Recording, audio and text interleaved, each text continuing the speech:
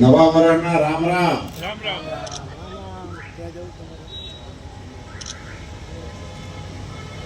Rajkot railway station ઉપર જન ઔષધિ કેન્દ્રની ખુલ્લું મૂકવાના કાર્યક્રમમાં મંચ પર બિરાજમાન રાજ્યસભાના મારા સાથીદાર ભાઈ શ્રી રામભાઈ, રાજકોટના અમારા માનનીય ધારાસભ્યશ્રીઓ ભાઈ શ્રી રમેશભાઈ, ઉદયભાઈ, ડૉક્ટર દર્શિતાબેન, અહીંના રેલવેના વરિષ્ઠ અધિકારી અશ્વિની કુમારજી,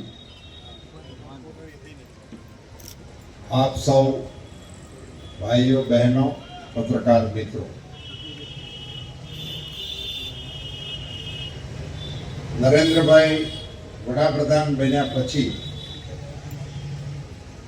સંવેદનશીલ સરકારનો સૌથી મોટો કાર્યક્રમ દેશની અંદર લાગુ કર્યો. એ પૈકીના બે મુદ્દા, એક પ્રધાનમંત્રી આયુષ્યમાન કાર્ડની યોજના, જેના કારણે દેશના 50 કરોડ લોકોને 5 લાખ રૂપિયાના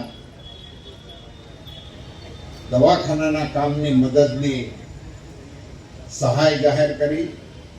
અને બીજો એવો જ મહત્વનો નિર્ણય જન ઔષધિ કેન્દ્રનો, જેના માધ્યમથી લોકોને સસ્તી અને સારી દવા ઉપલબ્ધ થાય.